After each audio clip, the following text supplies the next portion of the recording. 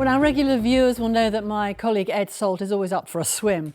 And last weekend, he was one of 30 people to successfully swim across the Solent in aid of charity.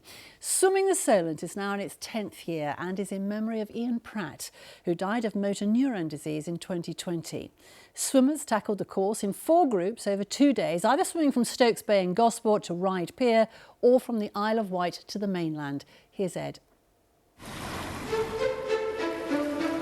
On the shore at Stokes Bay in Hampshire, a group of swimmers look out over the Solent as they're briefed ahead of a major swim.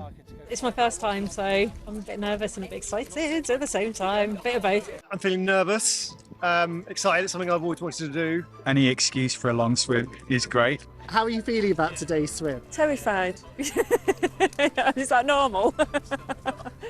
We cross the Solent every year in honour of our friend Ian Pratt, who had motor neurone disease, and he passed away in 2020.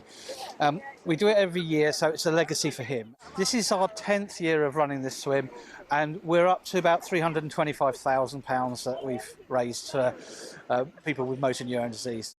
Ian was diagnosed with motor neurone disease in 2012 and shared his story with the BBC. Can you feel that, Ian, pulling? I feel like a puppet on a string. I saw a little bit of him move, disappear. Like nearly every day there was something that just didn't work the next day, or didn't work that next month, or didn't work that next year. And you could see him slipping away. And he was a really intelligent fellow. Ian's mission is to have this swim every year to raise awareness, to raise funds for those living with motor neurone disease to then find a cure.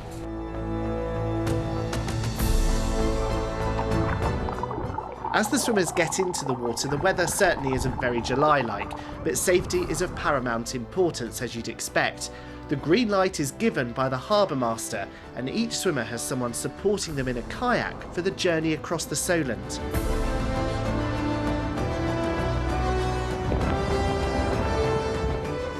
They're going to swim about 5 kilometres from here at Stokes Bay over to the Isle of Wight. And there was a surprise for me. They've got the weather conditions to contend with, they've got the current. No, you're in the water now, please. Oh, I'm doing it. Yes, now. Come on, let's go. And 2 days later, I found myself in Ryde, getting ready to swim back the other way. So I'm all ready, I've got my wetsuit on, I've got my goggles, earplugs in, swim hat. Wish me luck. See you on the other side. Soon it was the moment of truth. Supported by Ellie and Louise in their kayak, I was in the water. The conditions were crystal clear and I could feel the sun beating down on me.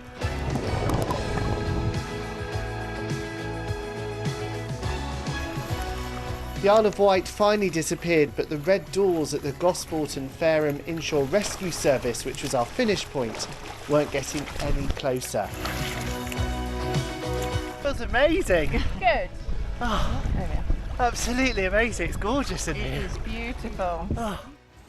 Finally, over 2.5 hours later, I emerged from the water in a way that would give Daniel Craig in his James Bond days a run for his money.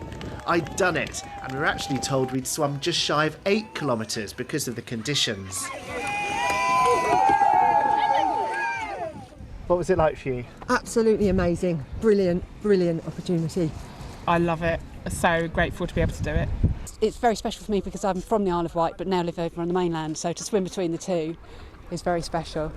Among those waiting on the beach for the swimmers was David, who was told he had motor neurone disease 12 years ago. I'm actually one of the very lucky ones. I was diagnosed in 2012, so I really am, an outlier. 50% of people diagnosed die within 2 years, so I do consider myself lucky. So I like to get stuck into fundraising, awareness raising and things. That was an absolutely incredible swim. I love swimming, I've done it all my life, but that was the best swim I've ever done. I'm really ecstatic, really on top of the world.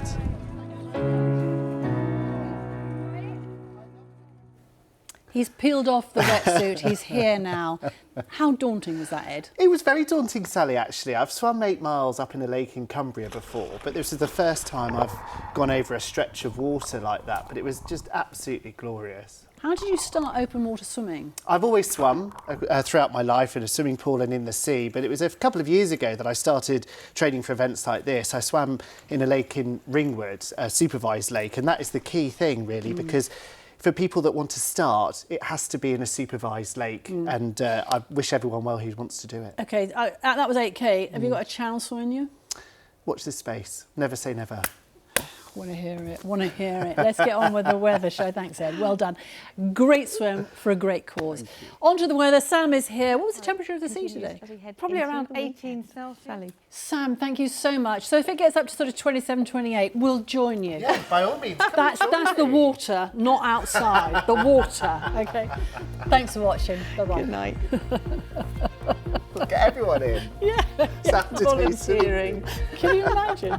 Can you imagine a whole sort of like Saturday swim?